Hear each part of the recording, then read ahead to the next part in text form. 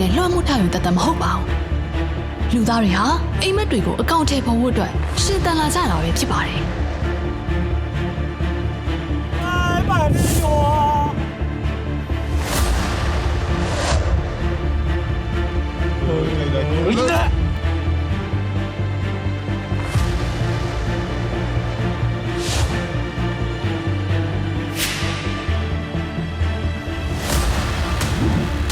ဝါသနာပါရယုံကြည်မှုတစ်ခုကိုစောစားဖို့ကတော့ရင်းရင်းနဲ့ဆုံးဖြတ်ချက်ဆွဲလုံးလုံးရိယာများစွာလိုအပ်မှာအသေးကြပါပဲဒီလိုပင်ပန်းစည်းရမှုတွေကိုရှင်းနေပြီးမြန်မာနိုင်ငံမှာအင်္ဂလန်နိုင်ငံအထိစိုက်ကယ်နဲ့ကဘာလက်ခီးသွားခဲ့ကြတဲ့လူငယ်တို့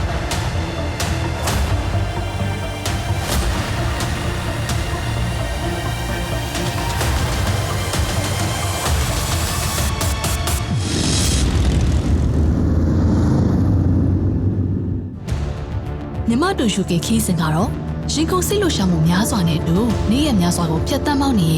မွန်ဂိုလီးယားနိုင်ငံရဲ့နေဆက်မြို့ကိုရောက်ရှိနေပြီပဲဖြစ်ပါတယ်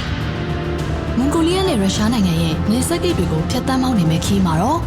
လမ်းပတ်ဆက်သွယ်ရေးအခြေအနေတွေကြောင့်ရုရှားနိုင်ငံကိုအချိန်မီဆက်လက်မောင်းနေခဲ့သလား။ဒါမှမဟုတ်မွန်ဂိုလီးယားနိုင်ငံထဲမှာပြန်လည်အနားယူပြီးနောက်တစ်နေ့မှာစတင်ခဲ့သလားဆိုတာကိုတော့သူတို့နဲ့အတူလိုက်ပါကြည့်ရှုလိုက်အောင်နော်။ပေါ်တာဖြတ်ရင်သူကအချိန်ကနည်းနည်းအချိန်ပို့ပြီးတော့ယူလာအောင်အချိန်ယူရဆိုတော့အဲ့ဒါလည်းတကြောင်ပါတယ်နောက်ဒိုင်ယာနာတို့ဒီဂီတို့ကလည်းသူတို့ကလည်းအဲ့မြို့မှာအိတ်မယ်ပေါ့နော်အဲ့ဒါနဲ့သူတို့နဲ့အတူသွားကြမယ်ဆိုပြီးကျွန်တော်ယူရပြီးတော့အဲ့နေ့ကအိတ်ဖြစ်သွားတာမွန်ဂိုလီးယားဘက်မှာပဲကျွန်တော်ရောက်တာနောက်ကျတော့သူတို့အိတ်တော့အိတ်နေပြီကျွန်တော်ရောက်ကြအောင်တော့သူတို့ message ပို့ထားလိုက်တယ်ကိုဆိုင်တို့ကျွန်တော်တို့မနေ့ဖြန်ပေါ်တာဖြတ်ရမှာဖြစ်တဲ့အတွက်ကျွန်တော်တို့လိုအပ်တဲ့စာဝတ်စာတမ်းလေးတွေတစ်ချက်ကြည့်တယ်ပြီးတော့ကျွန်တော်တို့နားကြမယ်ပေါ့နော်မိုးကတော့တိတ်သွားပြီဟိုလမ်းကြောင်းကလည်းဆွဲထားတာကမော်စကိုလာဆွဲထားတာလမ်းမှာဘယ်နေရာမှာဘာအိမ်မယ်ဘယ်နေရာမှာဘယ်သွားမယ်ဆိုတာမျိုးဆွဲထားတာမျိုးကအတိအကျမရှိသေးဘူးပြီး borders မှာဖြတ်တဲ့အချိန်ပေါ်မှာမူတည်ပြီးကျွန်တော်ကအိပ်ရမယ့်နေရာကိုကျွန်တော်ပြန်ပြောင်းရတာရှိတယ်။ဒီမှာသူ့နဲ့ပြန်ပြီးတော့ plan B ပေါ့နော်သုံးစံတိုင်းဒီနေရာမှာအိပ်ဖြစ်နောက်တနေရာပေါ့အဲ့ဒါနဲ့အေးနဲ့နော်အဲ့ဆွဲကြ။ Okay morning မှာတော့ကျွန်တော်တို့ဒီနေ့ရုရှား borders ဖြစ်မှာကျွန်တော်ပစ္စည်းလေးထပ်သိမ်းပါပြီ။အောင်ကျုံကတော့ပစ္စည်းလေးအောက်မှာတော့ချနေပြီ။ကျွန်တော်ပစ္စည်းလေးနဲ့ချတော့မယ်။ခုကျွန်တော်နေညာအိုဂီဆိုတဲ့မြို့လေးပါ။ဒါခုကျွန်တော်မနေ့၈နာရီခွဲခန့်နေပါပြီ။ဆိုတော့ဒီစင်ကျွန်တော်တို့နောက်ထပ်2နာရီလောက်မှပါတယ်။တို့နဲ့တော့မတွေ့လိုက်အောင်နော်။တို့မနေ့မှာကျွန်တော်တ िश ူလေးပေါ်မှာစာလေးရေးပြီးတော့ borders မှာတွေ့မယ်ဆိုပြီးတော့ချန်နာပေးခဲ့တာ။ကျွန်တော်ဒီမနေ့ကဆိုင်ကယ်ကိုမင်းမြတ်ကဒီမှာပါပါတယ်ဟိုတယ်မှာကပတ်တင်ပဲရှိပါတယ်ကျွန်တော်တို့မွန်ဂိုလီးယားကနေထွက်မဲ့မတက်မှာပေါ့နော်ကျွန်တော်လမ်းမှာပေါ့နော်မွန်ဂိုလီးယားလမ်းဘေးမှာကျွန်တော်ကောက်ခဲ့တဲ့စိတ်ထူလေးပေါ့နော်ကျွန်တော်ကတော့အမှတ်တရအနေနဲ့ကျွန်တော်ကောက်ခဲ့တာဘာဖြစ်ဖြစ်ဆိုင်ကမှာလည်းချိတ်သွားမယ်ပေါ့ဒါပေမဲ့တကယ်တမ်းတိုင်ပင်ကြည့်တော့ဟိုနိုင်ငံဖြတ်ကျော်တဲ့အခါပေါ့နော်ဒါဟိုတားမြစ်ထားတဲ့အကောင်ဟုတ်ဖို့ကလည်းမသေးချာအဲ့ဒါနဲ့ကျွန်တော်ကစိတ်မကောင်းသွားနေပဲပေါ့နော်အဲ့တော့တန်တာအဲ့အမှတ်တရလေးကိုကျွန်တော်ကမှထားခဲ့ရတာပေါ့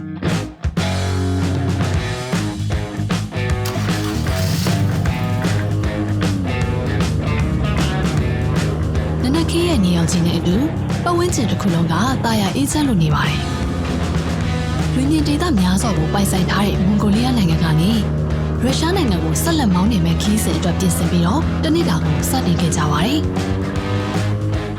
။ Okay ကျွန်တော်ဒီမှာတောက်လျှောက်ဒီကနေအမနီးလေးဖုန်းနဲ့တောင်းလေးလာတာတည်းပြီးခုဘာဖြစ်လဲဆိုတော့ချောင်းကတော်နဲ့တယ်ဟိုမှာဘယ်တော့လာနေကျေးဇူးရတော့တယ်လေရတယ်တော့စီးရတော်စီးရ Oh my god ဟိုဆိုင်ကဆိုတော့ရုံးနေရတာ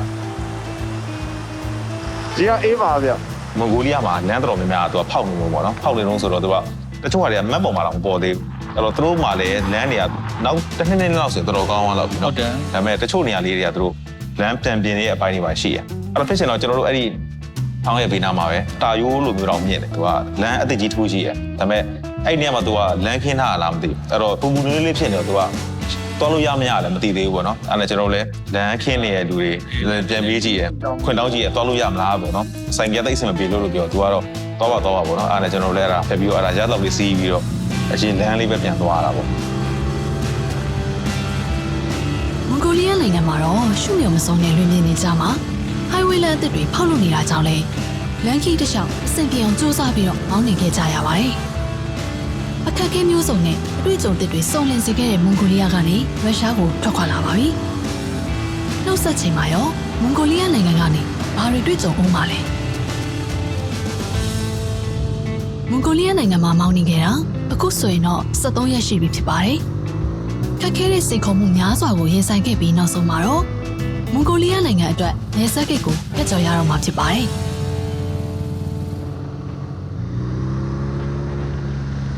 အဲ့ဒီနေ့ကတော့ကျွန်တော်နှစ်ပိုင်းပေါ့ဒီပထမပိုင်းကတော့ကျွန်တော်မွန်ဂိုလီးယားဘက်အထွက်ပေါ့နော်အထွက်နောက်ပြီးဟိုဘက်ကရုရှားအဝင်ပေါ့အဲ့တော့မွန်ဂိုလီးယားကျွန်တော်တို့အထွက်မှာတည်းကကျွန်တော်တို့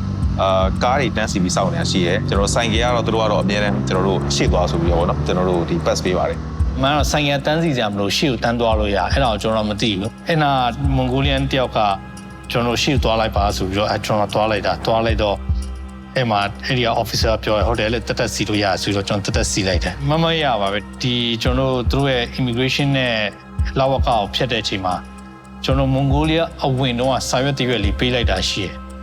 အဲ့စာရွက်ကိုကျွန်တော်ကတပ်ပုံမဲ့ရိုက်ယူထားလိုက်တယ်တပ်ပုံမဲ့ရိုက်ယူထားပြီးတော့အဲ့စာရွက်ကိုအဲ့ဒီမွန်ဂိုလီးယားအဝင်တော့မှကလည်းကျွန်တော်နားနဲ့ပြန်ယူသွားအဲ့စာရွက်ကိုအမှန်တော့သူကအဲ့စာရွက်မယူရအောင်အဲ့စာရွက်အထွက်မှာပေးရမှာUI officer လည်းဘာကြောင့်ယူရလဲကျွန်တော်မသိအဲ့တော့ဖြစ်ချင်တော့အဲ့စာရွက်ကိုကျွန်တော်တို့တောင်းတော့ကျွန်တော်အဲ့စာရွက်မရှိတော့နောက်ဆုံးတော်တဲ့ဓာတ်ပုံလေးရိုက်ထားလို့အဲ့ဓာတ်ပုံလေးနဲ့ပြပြီးရင်အဲ့ officer ကိုကျွန်တော်ဝင်တွေ့ပြီးတော့မွန်ဂိုလီးယားကျွန်တော်ခါနေလိုတဲ့နိုင်ငံမဟုတ်အဲ့မှာအဲ့ခါနေကိုသူကအဲ့ခါကျမှသူကတုံးထူမဲ့ဆိုပြီးတော့လောက်တာမွန်ဂိုလီးယားဘက်ခြမ်းမှာကျွန်တော်တို့ခုနစာဝတ်စာတမ်းမရှိတဲ့ကိစ္စတွေပါတွေနည်းနည်းရှင်းပြရပါ යි နေပေါ့နော်ကြာသွားတာ2နာရီခွဲ3နာရီလောက်ကြာသွားတယ်ကျွန်တော်တို့ဒီခုန9နာရီခွဲလောက်ကစတန်းစီတာကျွန်တော်တို့နေခင်းလောက်မှပြီးသွားတယ်12နာရီကျော်လောက်မှာပေါ့နော်အဲ့လိုမျိုးဒါတော့ကျွန်တော်တို့ဒီမွန်ဂိုလီးယားဘက်ခြမ်းမှာမွန်ဂိုလီးယားထွက်ပေါ့ yeah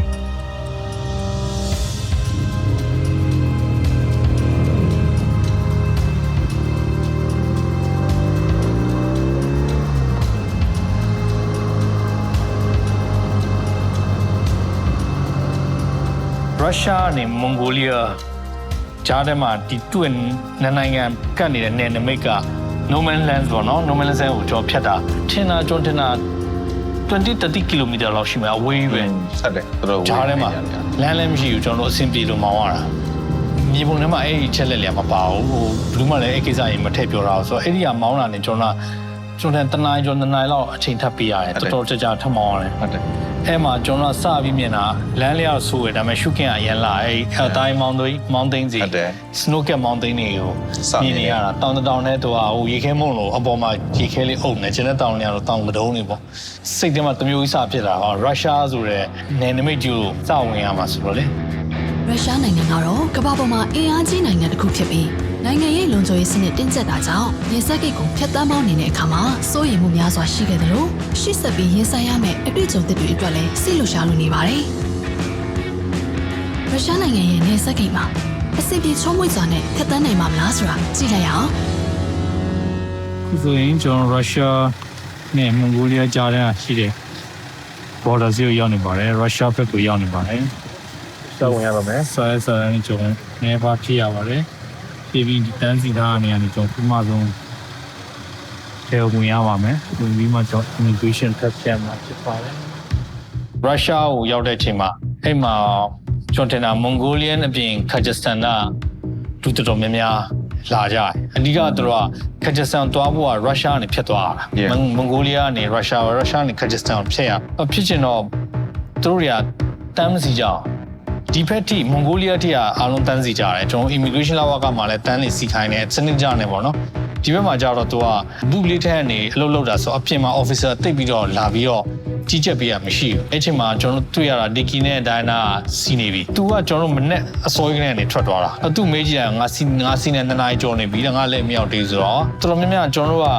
နိုင်ချားသားတွေဖြစ်နေတော့ကျွန်တော်တို့တွေကဂျားမဖြတ်ဘူးသူတို့တွေလုံးမယ်ဆိုရင်သူတို့တွေပေးလုပ်လိုက်တာများတယ်ကျွန်တော်ထင်တာဘော်ဒါဖြတ်တာပိတ်တာသူတို့9နိုင်လောက်ပိတ်တာတင်တယ်ဟုတ်တယ်အဲ့တော့အဲ့ချိန်ကျတော့သူတို့ထဲက officer တောက်ကထွက်လာတယ်လူကြီးတယောက်ကအမျိုးသမီးပဲတမ်းမစီတာတွေပါသူကစပြီးတော့စပြောတယ်စလုပ်ပြီးတော့မှကျွန်တော်တို့ဆိုတဲ့တန်းစီကသူကကျွန်တော်ကြတော့နည်းနည်းဟောပါတော့ဝတ်တာစားတာလည်းဆိုင်ရသမားဆိုတော့သူများနဲ့တိတ်မတူတော့သူတို့ကသတိထားမျိုးကိုရတယ်အဲ့ဒါနဲ့ဟာမင်းတို့ကြာနေပြီလာခဲ့ဆိုပြီးသူကသူ့ရဲ့အခန်းနဲ့ကျွန်တော်တို့ခေါ်သွားပြီးတော့စပြီးတော့စာဝတ်စာတမ်းတွေကြည့်ပြရပါတော့ကျွန်တော်တို့မြန်မာနံပါတ်ကိုလည်းတစ်ခါမှမတွေ့ဘူးပေါ့နော်မျိုးဆန်နဲ့သူတို့အပြင်ထွက်ပြီးတော့ဒီမြန်မာနံပါတ်ကဘူးလဲဆိုတာသူတို့လိုက်ပြီးတော့ကြည့်ကြသေးရဲ့အားလေးရတယ်အမှတ်တရအဓိကကျွန်တော်ကဖြတ်လို့ရသွားပြီအဲ့ဒီ immigration 3နဲ့ထုတ်လိုက်ကျွန်တော်တော်ပျော်သွားတယ်။ဒါပေမဲ့ကျွန်တော်တို့ဖြတ်လာတဲ့နေရာလေးကလာအို Thailand China ပြီးတော့ China မှာနည်းနည်းကျွန်တော်ခက်ခဲတွေ့တယ်မွန်ဂိုလီးယားပေါ့နော်မွန်ဂိုလီးယားနဲ့ကျွန်တော်ဒီရုရှားထွက်တဲ့နေရာမှာလည်းကျွန်တော်ခက်ခဲတွေ့တယ်ဒါပေမဲ့ရုရှားရောက်ပြီဆိုရဲသုံးကိုရလိုက်တဲ့နေရာမှာကျွန်တော်တော်ပျော်သွားတယ်ဟုတ်တယ်ဒီကလမ်းမှာအောင်ကျော်ဝင်းလည်းအများကြီးပြောတယ်ရုရှားရောက်ရင်ကျွန်တော်ယူရိုပရောက်ပြီလို့တာတွက်လိုက်တော့ဆိုပြီးတော့ကျွန်တော်တို့တွေကစဉ်းစားထားတယ်တော့ရုရှားကိုကျွန်တော်တရားဝင်ခွင့်ရလိုက်တဲ့အချိန်မှာကျွန်တော်တော်ပျော်နေပြီ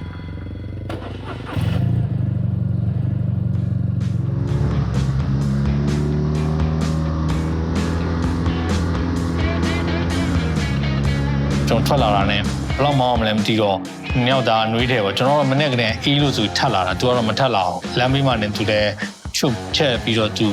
နှွေးတဲ့ကောက်ဝတ်ပေါ့ဆိုတော့ရုရှားကိုရောက်ပါပြီဘောလော့စ်မှာကျွန်တော်4နိုင်လောက်စောင့်နေပြီ4နိုင်လောက်ရှိတယ်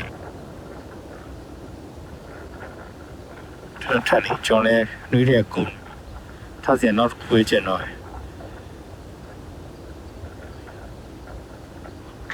ကျွန်တော်တို့အခုဒါပထမဆုံးရုရှားမှာတွေ့တဲ့တရားနာမည်ဖတ်လည်းမဖတ်တော့ပါဘူး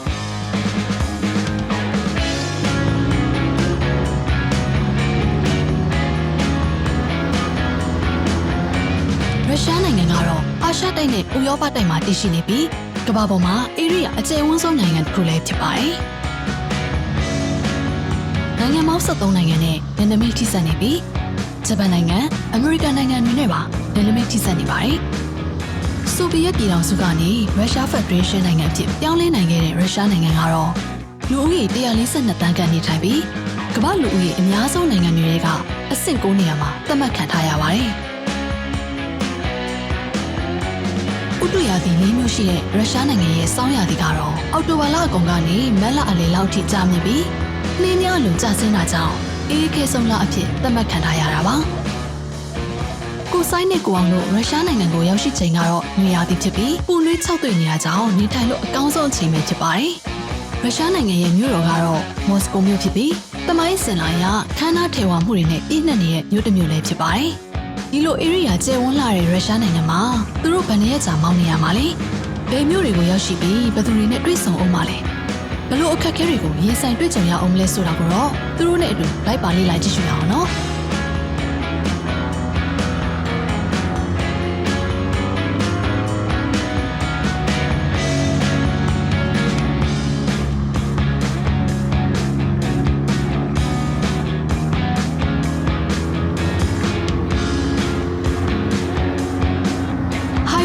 ကြည့်အတိုင်းစိုက်ဘေးရီးယားဒေသမှာရှိတဲ့အာတိုင်းခရိုင်ကိုဦးတည်မောင်းနေခဲ့ကြပါတယ်။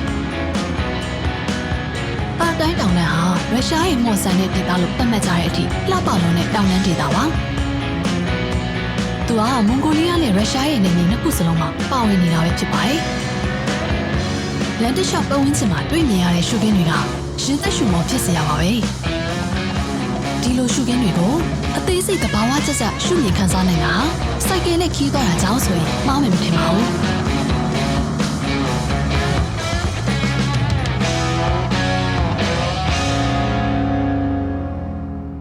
ခုကနာက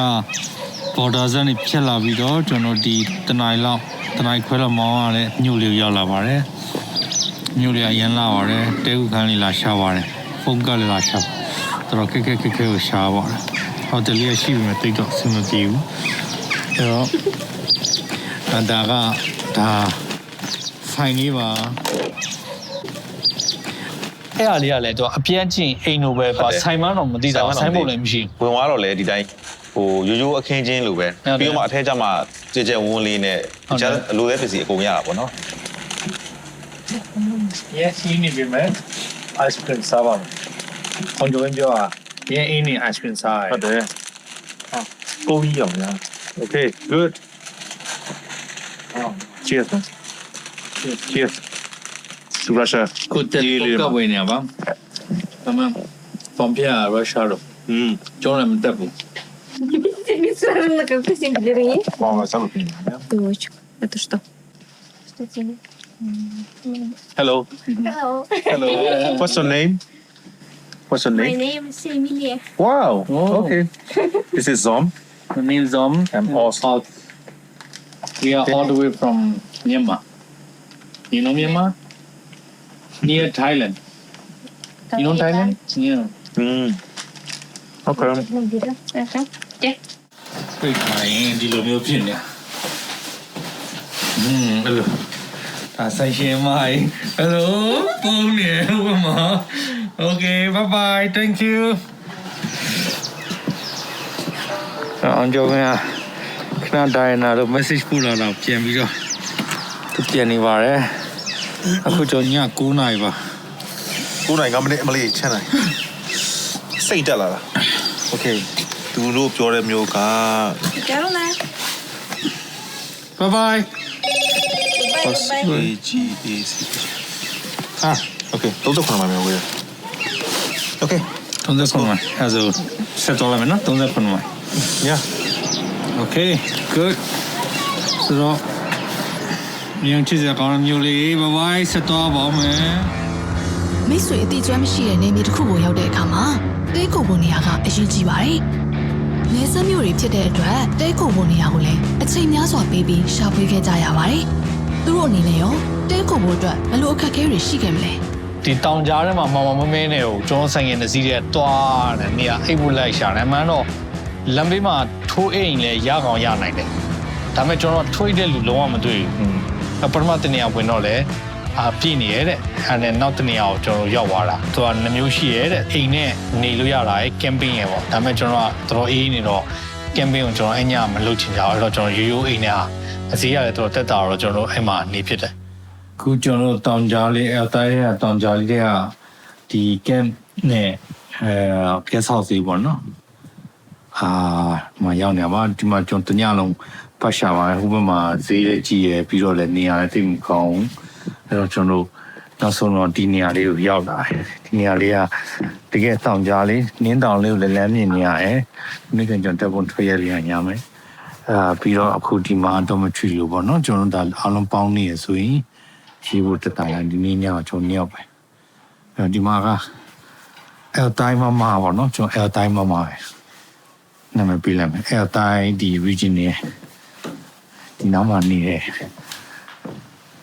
နေတော့ဖွင့်ထားတာပါသူကိုယ်တိုင်မှာအခုကျွန်တော်မင်းမွေးပေးဖို့လုပ်နေပါလေ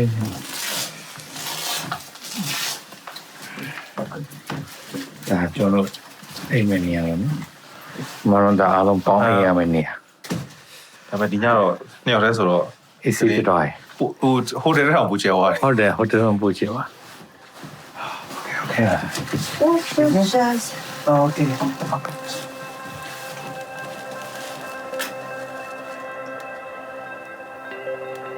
По-русски вообще не понимаете, что ли? Все равно что-то.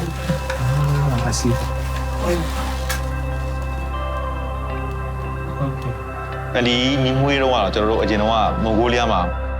ဒုက္ခရောက်ခဲ့တဲ့ဟာလေတိုင်ပက်ခဲ့တဲ့ဟာကိုတော်တော်လေးကိုသွားသတိရတယ်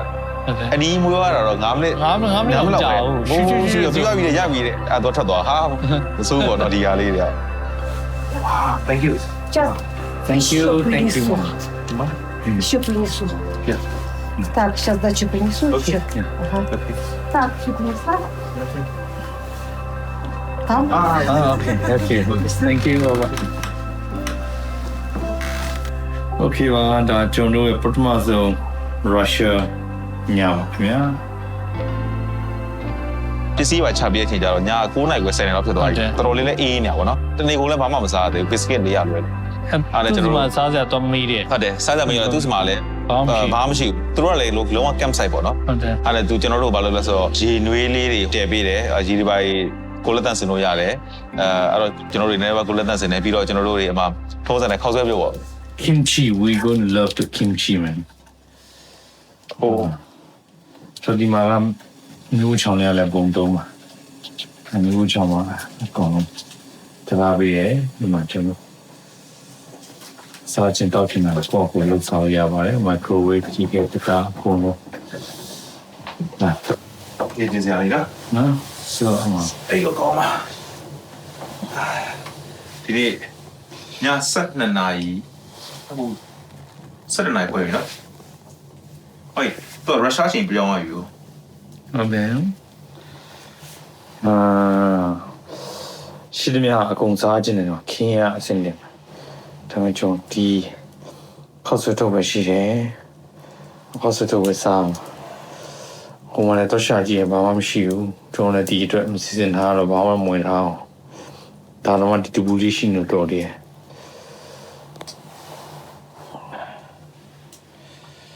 오케이. 루이렉 보면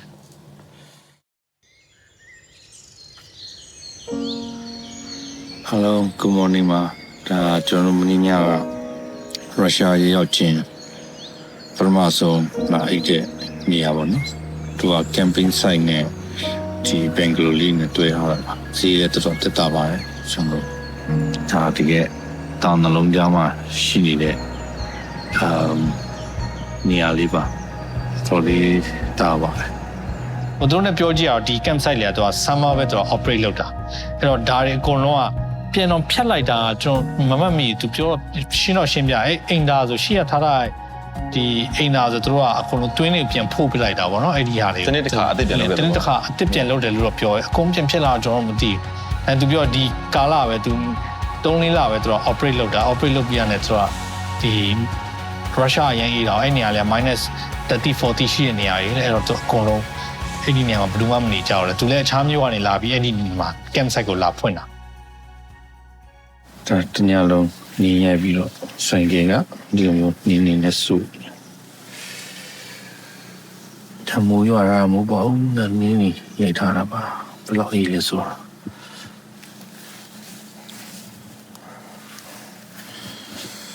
no don't you just believe me pick it out no doubt and that's all coffee in there what sana you know eat ba you know eat ba hame umma ina ta Russia ya pong ito ne ta ကျွန်တော်ရဲ့အန်ချုံရဲ့လိမ့်နေတယ်နိုင်ငံတစ်ကိုပြန်ဝင်ပြီဆိုရင်ကျွန်တော်တို့ကလိုအပ်တဲ့ပစ္စည်းတွေကမတူတော့ဟိုဘက်နိုင်ငံနဲ့လိုတဲ့ပစ္စည်းနဲ့ဒီဘက်နိုင်ငံလိုတဲ့ပစ္စည်းမတူတော့အဲ့တော့ပစ္စည်းထားတူလေးပြန်ထားရင်းနဲ့အဲ့ချိန်မှာတော်ရကျွန်တော်တို့စကားလာပြောတာဟိုဘက်မှာတင်းနေလူတယောက်ရှိရဲ့အင်္ဂလိပ်စကားပြောတတ်တယ်ဆိုပုံစံမျိုးနဲ့ကျွန်တော်ပြောတော့အဲ့မှာအဲ့တယောက်ကိုသူတော့ခေါ်လာတယ်နဲ့ဟုတ်တယ်သူ့နာမည်က Michael အဲ့ဒီတယောက်ကသူကယူရီးယားမှာသူနည်းနည်းနေဘူးလားအဲ့တော့အင်္ဂလိပ်စကားပြောတတ်တယ်ကျွန်တော်တို့ South Asia အကြောင်းသူသိရဲ့မြန်မာဆိုဘက်မှာလည်းသိရဲ့အဲ့တော့သူကလည်းအံ့ဩပြီးတော့သူကအဲ့ဒီအတော်ကိုရှင်းပြတာပေါ့ပြီးမှ तू ကလည်းရှင်းပြတာဒီတောင်တန်းဒေသမှာဒီကြားထဲမှာဒီဟိုဒီဒါလေးနဲ့လာလုံနေဆ iam မကြီးဆိုတော့ဒီအယ်တိုင်းမမပေါ့ तू ကခေါ်တာအယ်တိုင်းမမဆိုတော့ तू ကအတော်ကြီးလည်းခေါ်တယ်အမေလိုလည်းအဲ့လိုပေါ့နော်အယ်တိုင်းမမတော့ခေါ်အကျွန်တော်လည်းအယ်တိုင်းမမတော့နာမည်ပေးခဲ့ကျွန်တော်တို့စပြီးတော့စကားပြောပြီးတော့9မိနစ်10မိနစ်လောက်ပဲပြောရသေးတယ်ကျွန်တော်အရန်ခင်သွားပါတော့အရန်ခင်ပြန်တယ်မှာသူတို့စီရဲ့ traditional ကျွန်တော်တို့ဟို drinks တွေလာတိုက် drinks တွေလာတိုက်ပြီးတော့ကျွန်တော်လည်းအမှပါလာတဲ့လက်ဖက်တွေပြီးကျွန်တော်ပြားရည်တွေကျွန်တော်လက်ဆောင်ပြန်ပေးတာ It's very good present လက်ဆောင်လေးပေးနေရပါအဲဒီနေ့ အရန်ခင်ဖို့ကောင်းပါအရင်ကင်ဖို့ကောင်းတယ်မနေ့စောကျွန်တော်လည်းမှာဒီဘူးရေးအောင်လာလုပ်ပေးတယ်ကျွန်တော်တို့မှာဖက်လက်တကင်းနဲ့ကျွန်တော်တို့တွေအများကြီးပဲသူကူညီပေးတယ်ပြီးတော့ကျွန်တော်ချောကလက်တဘူးထပ်ပေးသွားတယ်အဲ့မှာနေတော့နေဆိုင်စားလို့ရအောင်ဆိုပြီးတော့တော်တော်လေးခင်ဖို့ကောင်းလာတယ် Hello yeah thank you Mama Rita Altai Okay Mama of Altai yeah တယောက်နဲ့တယောက်ရင်းနှီးကျွမ်းဝင်မှုအတွက်အချိန်နာရီတွေမလိုအပ်ခဲ့ပါဘူးဖြူစင်တဲ့နှလုံးသားတွေရှိဖို့ပဲလိုအပ်ပါတယ်အတိုင်းမမရဲ့ရင်းနှီးဖော်ရွေမှုတွေနဲ့အိမ်ဝတ်ပြုံလာမှုတွေကချစ်ခင်ရတဲ့မိသားစုမိတ်ဆွေတွေနဲ့ဝေးကွာနေတဲ့သူတို့အတွက်နှွေးထွေးတဲ့ခံစားမှုတွေရရှိခဲ့ပါတယ်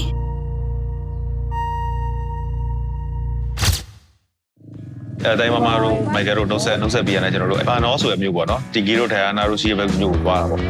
ဒါပေမဲ့အဲ့မျိုးကနည်းနည်းလေးဝေးတယ်ဖြစ်တဲ့အတွက်ကျွန်တော်တို့က Ogodale ဆိုတဲ့မျိုးဥတည်ပြီးသွားကြတယ်ခီးဆက်ကြတော့သောက်ဆိုင်လေးမှာကျွန်တော်တို့အမှတ်ရတယ်ကျွန်တော်ဝင်စားတယ်ပုံစံလေးကြည့်ရတာကျွန်တော်တို့ကဟိုရိုးဆိုင်လေးပုံမှာဒါပေမဲ့ကျွန်တော်တို့မင်းညလည်းဘာမှမစားထားတာရယ်ဘိုက်ကလည်းတော်တော်စားနေရယ်ပြီးတော့ menu ဆိုတာလည်းအဲ့လိုပဲလက်ရေးလေးနဲ့ရေးထားတဲ့ menu ပေါ့အဲ့မှာဓာတ်ပုံလေးပါတော့အဲ့မှာငါးမြင်တော့နှစ်ယောက်သားငါးအောင်ချင်းပါတော့ဘာလို့မွန်ဂိုလီးယားကျတော့ကုန်းပိတ်နိုင်ငံဖြစ်တော့ငါးတွေပါတယ်မရှိဘူးဒီပင်လယ်စာရမရှိတော့ကျွန်တော်ငါးအောင်ချင်းမှာပြီးတော့ငါးကြော်လေးနဲ့စားတာကျွန်တော်ဒါရုရှားမှာဒီမှာသုံးစားတဲ့ဒီမင်းမှာ sorry ပါဆောင်းလက်ဆောင်လို့မနက်တမင်းသုံးပကြံမြောက်နော်မြောက်ဓာတ်ပုံတော့မရိုင်းနိုင်ဓာတ်ပုံတော့မရိုင်းနိုင်မင်းညလည်းမစားရတနေ့ကုန်လည်းမတည့်ရနဲ့ဆိုအရာတွေကတော့ပို့ပြီးတော့ကျောင်းနဲ့ရှာဖို့တွေ့တာပေါ့နော်ရှာဖို့တွေ့တယ်ပြီးတော့ဟိုမှာကုန်းနိုင်ငံမှာတောက်ချောင်းနေရတော့ဒီမှာငါးစားရတဲ့အချိန်မှာအားကအရင်ရတာရှိဆိုငါကစားတာမွန်ဂိုလီးယားမှာလည်းဆိုရင်နှစ်ပတ်နောက်ထိုင်းထဲမှာလည်းကျွန်တော်စားကြတယ်မစားဘူးတော်လေးကိုငါစားကြတယ်နော်ကျွန်တော်တို့စားထွက်ရဆိုတော့အဲ့ဒါလည်းပထမဆုံးချင်းပြန်ပြီးစားဘူးရဆိုတော့တလားဒီနေ့တလားတီတွေရဲ့နေ့မြန်မာပြည်ကတာချီလေးကဆက်ဖက်တာ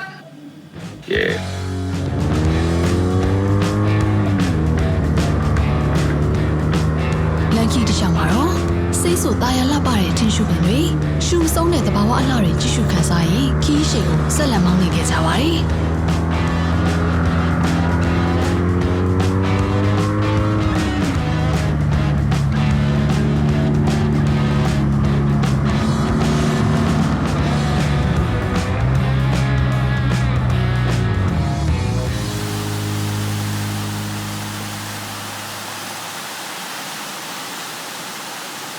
So this one we can go with motorbike all the way up. This way is to the bush. No, to here. Gatuyarik. So. Oh yeah, the cruise station. Yeah. That's it. And we can stay up there also.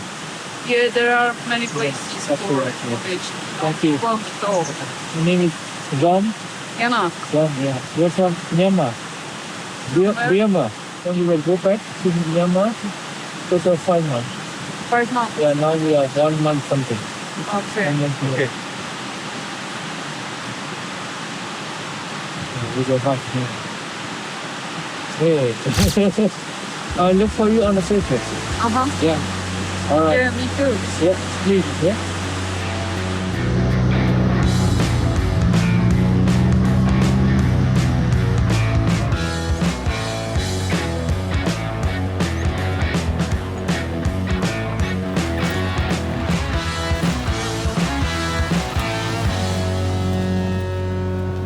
အဲ့စမှာအခုမြန်မာစံတော်ချိန်အခုရုရှားစံတော်ချိန်3နာရီခွဲ record လုပ်ပါတယ်ရှေ့မှာ snow တွေ့မှာလားမတွေ့ဘူးလားမတွေ့ဘူးမဟုတ်ကျွန်တော်သွားမလားတွေ့မှာယူလို့သွားရင်တော့တွေ့လောက်တယ်ကျွန်တော်ဒီမှာအခု snow cap mountain ကျွန်တော်တို့ဖင်လန်သွားမှာလေကျွန်တော်အခု snow cap mountain တွေ့ရရုရှားမှာနီးလဲနီးနေရလမ်းနေထားတော့တိတ်သွားလို့မကောင်းဘူးเนาะဒါပေမဲ့ဒါရှေ့မှာလဲဟိုဟာဟုတ်ဒီဘက်ကလည်း snow cap မရဘူးဆိုတော့ကျွန်တော်ကsnow တွေ့ချင် तू က snow ကိုချမ်းနေရာမှာကြည့်မယ်ဆို okay ရတယ်